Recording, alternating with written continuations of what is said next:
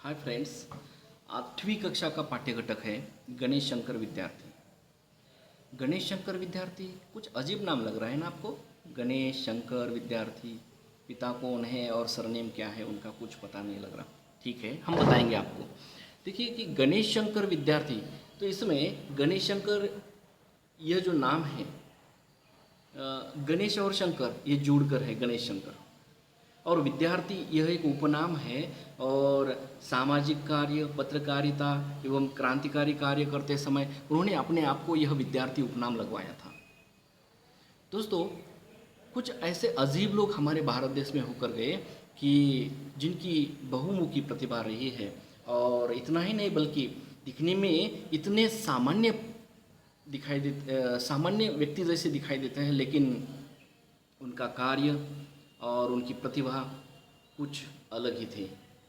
असामान्य उनके कार्य और उनकी प्रतिभा की तरफ देखकर, या फिर उनके इस भारत भूमि के लिए अपने आप को मर मिटाते समय भारत के लिए जितना कार्य उन्होंने किया, इन सब कार्य की तरफ उनकी हम जब दृष्टि डालेंगे तो वह सब पूरा ब्यौरा देखकर हम कहेंगे कि ये कुछ अलौकिक थे।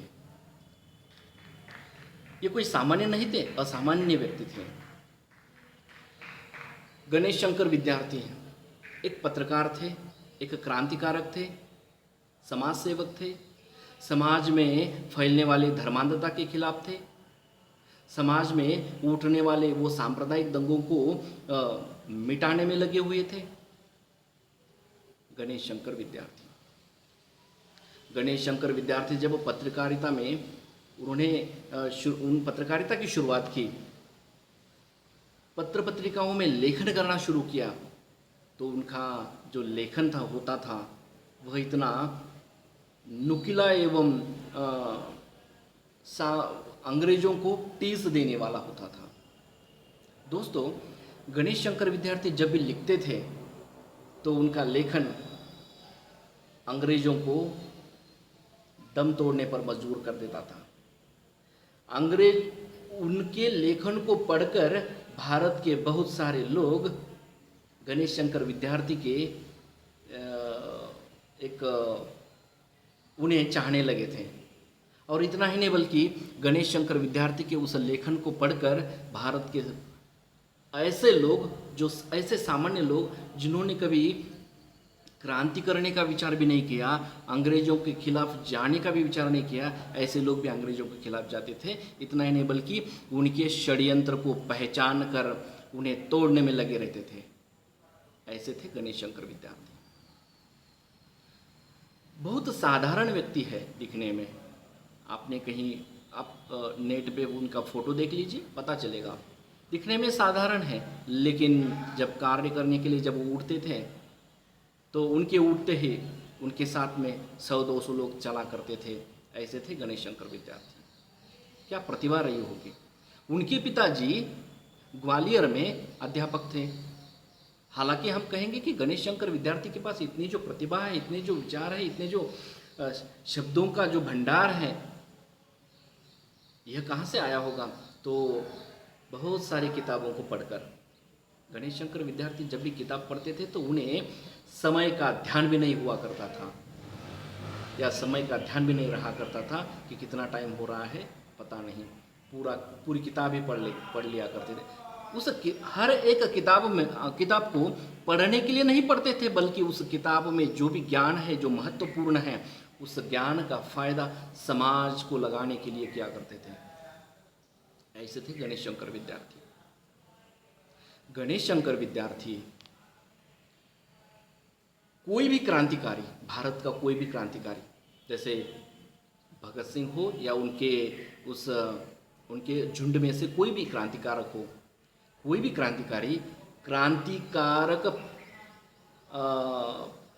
क्रांतिकारक कोई ऐसा काम करने के पहले, क्रांतिकारक काम करने के पहले, या फिर क्रांति का काम करने के पहले, या अंग्रेजों को खिलाफ जाने के पहले, या फिर उनके इस षड्यंत्र को तोड़ने के पहले गणेश शंकर विद्यार्थी का मार्गदर्शन लिया करते थे। ऐसे थे गणेश शंकर विद्यार्थी। आयु के 16 वर्ष में देखिए कितनी प्रतिभा थी उनकी। आयु के 16 वर्ष में, 16 साल, आयु के 16 वर्ष में महात्मा गांधी जी को एक बार वो मिले थे और महात्मा गांधी जी पर प्रभावित होकर उन्होंने आत्मोत्सर्ग नाम की एक किताब लिखी। इतनी प्रसिद्ध हुई कि बहुत सारे लोगों ने उन्हें एक शुभेच्छाएं भी दी थी, आभार भी उनका प्रकट हुआ था। महात्मा गांधी जी को भी अच्छा लगा कि कुछ अलग ही लिखा करते हैं। महात्मा गांधी जी के अहिंसावादी विचार या हिंसा के खिलाफ, महात्मा गांधी जी के वो शांत, स्थिर, गंभीर विचारों को एवं अपने यानी कि गांधी जी के गलतियों को सामने वालों के सामने रखना और हंसते हुए रखना, ऐसे गांधी जी के स्वभाव ही नहीं बल्कि गांधी जी के अच्छे गुण भी उसमें पाए जाते हैं। और गांधी जी ने अपने आप का क्या त्याग किया था, अपने जीवन का ऐसा कौन से घटनाओं के लिए अपने आप खुद को अपने उस क्या कहते हैं उसे कि अपने व्यक्तित्व का त्याग किया था। तो ऐसे कुछ प्रसंग भी इसमें मिलते हैं। ये लिखने वाले, ये समझने वाले, ये सोचने वाले थे गणेश शंकर विद्यार्थी। तो हमें देखना है कि गणेश शंकर विद्यार्थी और उनका जो यह विचार आपकी इस पाठ्य घटक में इतना ही नहीं बल्कि हम देखेंगे कि एक बात याद आती है कि वो आपको बताएंगे। वो ऐसा है कि गणेश शंकर विद्यार्थी एक समाज सेवक तो थे, सांप्रदायिक दंगों के खिलाफ तो थे, लेकिन अंत तक उन्होंने हिंदू मुसलमान ऐसे भेदभाव वाले विचारों के, ये हिंदू मुसलमान के जब लोग हुआ करते थे तो उनको समझा बुझाकर आपस का मनमुटाव मिटाकर उन्हें बंधु भाव का एक मार्गदर्शन किया करते थे, परामर्श दिया करते थे। हिंदू और मुसलमान दोनों एक बंधुत्व के बंधन में रहकर किस प्रकार इस अंग्रेजों के खिलाफ जा सकते हैं और इन्हें भगा सकते हैं, तो इसका एक विचार, इसके एक परामर्श भी एक गणेश शंकर विद्यार्थी उन लोगों को जब देते थे या भाषण करने के लिए जब बैठते थे तो उनका एक शब्द सामने वालों पर प्रभाव किया करता था। सामने वाले लोग प्रभावित हुआ करते थे गणेश शंकर विद्यार्थी पर। ऐसे थे गणेश शंकर विद्यार्थी, लेकिन उनका अंत बहुत करुण हुआ, दुख हुआ। जब हम पढ़ते हैं उनकी इस जीवनी को, अब ये जीवनी है गणेश शंकर विद्यार्थी की, वो छोटी सी जीवनी है, घटना उनके जीवन में घटी हुई कुछ ही घटनाएं इसमें याद करके दिए हैं। हम जैसे आपके जैसे लोगों के लिए जो भी पढ़ते हैं इस किताब की इस छोटे से इस पाठ्य घटक को। दोस्तों, गणेश शंकर विद्यार्थी जब इनके इस सामाजिक कार्य एवं अंग्रेजों के इस षड्यंत्र को परास्त करने वाला कार्य, क्रांतिकारी कार्य, या फिर इस सांप्रदायिक दंगों को मिटाने का कार्य जब भी वो किया करते थे, तो ऐसा कार्य करते समय अंग्रेज उन पर कोई छोटा मोटा छोटे से गुनाह को लेकर बड़ा सा गुनाह दिखाकर या फिर उन्हें एक बार इस राजद्रोह के गुनाह के रूप में उन्हें जेल में भी भेज दिया गया था। और इस प्रकार गणेश शंकर विद्यार्थी 1921 से लेकर 1931 के बीच के दरमियान, इस 10 वर्ष के दरमियान 4-5 बार जेल हुआ करके आए थे। ये थे गणेश शंकर विद्यार्थी। गणेश शंकर विद्यार्थी का अंत उसी में हुआ जिसको मर मिटाने के लिए, जिसको क्षमा करके हम कहेंगे उसको मिटाने के लिए, जिसे जिस समाज के जिस बुरे विचारों को मिटाने के लिए वो रहा करते थे, लगा करते थे, ऐसे विचारों में ही अंत में उनका ही अंत ऐसे में ही हुआ। वह है कि सांप्रदायिक दंगा एक समय उनके उस मोहल्ले में हुआ जहां वो रहा करते थे, और सांप्रदायिक दंगा हुआ, बाहर हिंदू मुसलमान दंगा चालू है और किसी ने उन्हें आकर खबर दी कि बाहर दंगा चालू हो गया। गणेश शंकर विद्यार्थी को बहुत बुरा लगा। जहाँ भी दंगा हुआ करता था वे वहाँ पर पहुँचाया करते थे और वहाँ पर लोगों को मार्गदर्शन करके उस दंगों को मिटाया करते थे। ये थे गणेश शंकर विद्यार्थी। लेकिन एक समय ऐसे आया और वह था कि इस दंगे को मिटाने के लिए या फिर उनको समझाने के लिए फिर से एक बार वो चले गए इन दंगे फसादों के उस हड़दम मचे हुए उस मोहल्ले में, और वहाँ पर मात्र समय ऐसा आया कि उन्हीं की मौत हुई। लोगों ने उन्हें ही मार डाला, उनका किसी ने सुना नहीं। हालांकि जब भी वे भाषण किया करते तो लोग सुना करते थे, लेकिन ऐसे हो हल्ले वाले समय पर, हल्ला बोल वाले समय पर कौन उसके भाषण को सुनेगा। और लोगों ने उनके भाषण की तरफ नज़रअंदाज करते हुए अपने अहंकार में एक दूसरे पर टूटे हुए लोग, बीच में आए हुए गणेश शंकर विद्यार्थी, उन पर ही प्रहार हुआ। गणेश शंकर विद्यार्थी, इनको मार डाला गया, इनका खून हुआ, इनकी हत्या हुई। गणेश शंकर विद्यार्थी, इनका पार्थिव, उनका शरीर ऐसे जहाँ पर लोग मरे हुए पड़े थे उनमें ही उनका एक शरीर था और बहुत फूला हुआ था। दूसरे दिन देखा लोगों ने कि इनमें से अपने अपने लोग कौन से हैं, लोग पहचानने के लिए आ रहे थे, रिश्तेदार पहचानने के लिए आ रहे थे। गणेश शंकर विद्यार्थी पहचानने में भी नहीं आ रहे थे, इतने फूल चुके थे। एक रात के समय से, एक रात के समय एक रात भर वो उनका जो पार्थिव है वहीं पर पड़ा रहा उस मैदान में, जिसके बाद में दूसरे दिन लोगों ने उन्हें पहचानने के लिए, उन्हें मतलब पहचानने में भी नहीं आते थे, इनका इतना बुरा चेहरा हो गया था उनका। ये थे गणेश शंकर विद्यार्थी।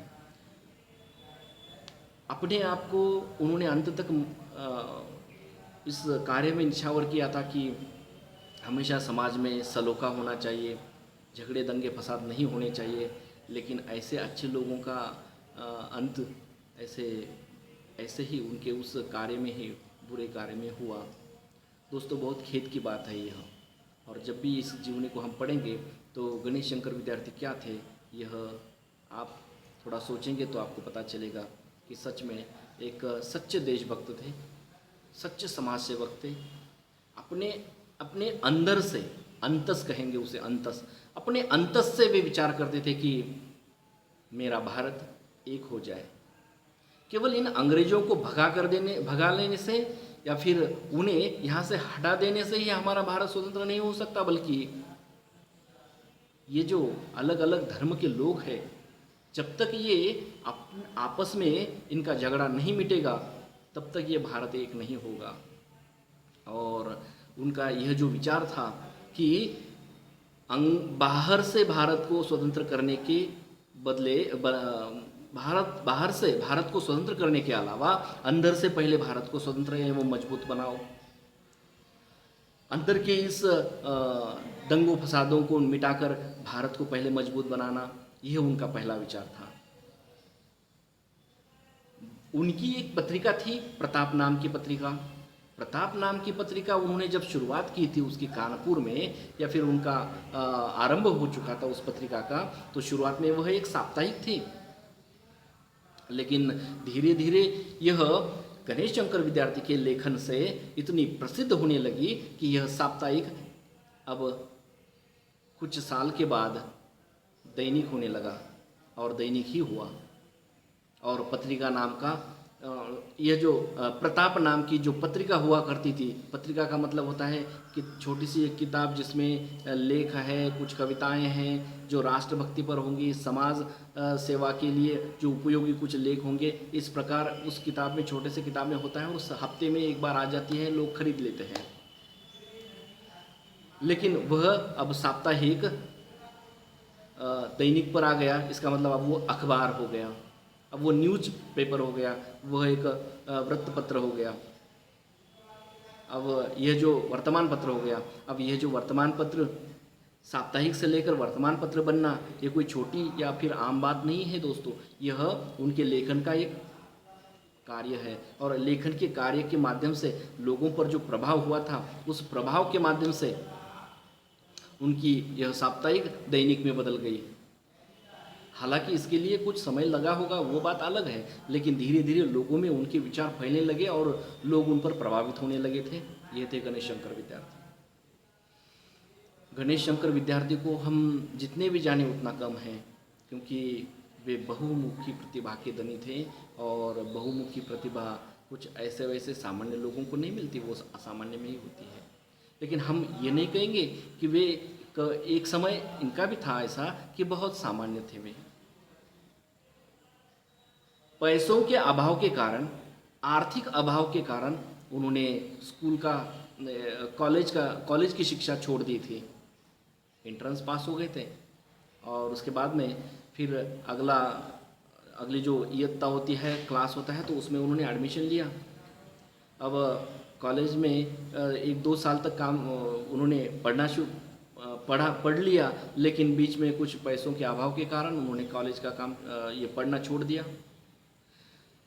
हालांकि उनके पिताजी अध्यापक थे, उनके पास से पैसे भी मिलते थे, लेकिन बात यह नहीं थी कि उनकी इच्छा ऐसी थी कि अपने आप को कॉलेज में खपा कर लेना या फिर उसमें ज़्यादा समय लगाना।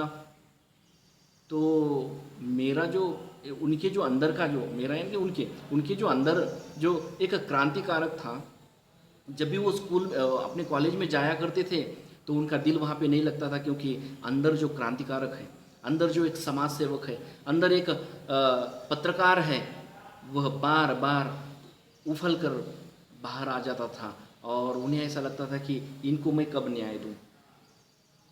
ये तीनों जो अलग अलग बहुमुखी विचार थे, तो ये सब उनके रक्त में भिने हुए थे और उनका वह लहू खौल रहा था कि कब मैं इन्हें न्याय दूँ।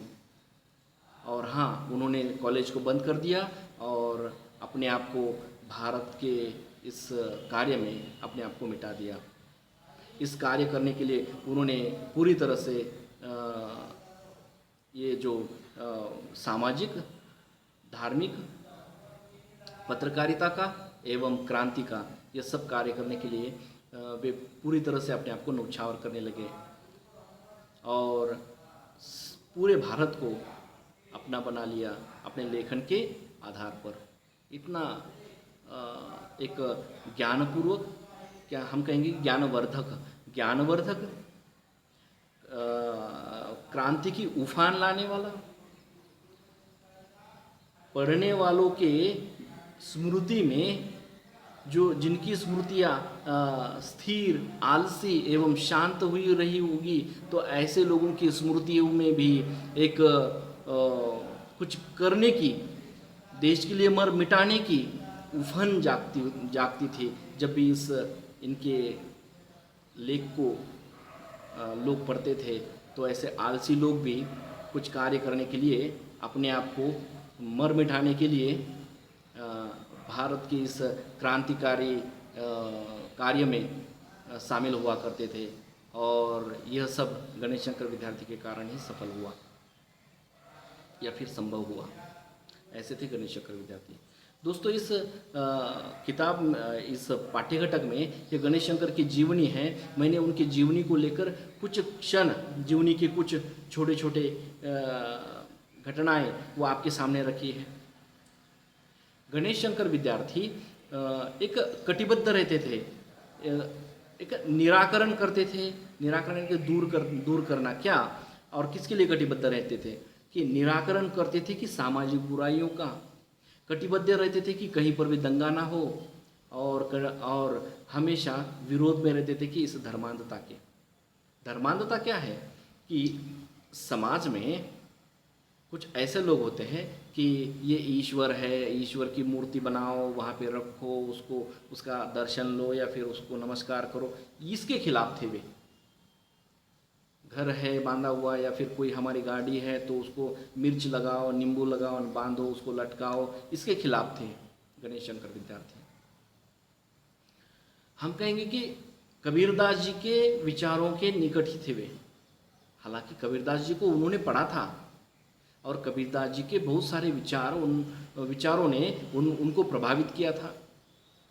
कबीरदास जी का जो स्रोत था वह था निर्गुण ब्रह्म। कबीरदास जी का जो स्रोत था वह था निर्गुण ब्रह्म। और इस गणेश शंकर विद्यार्थी का स्रोत क्या था?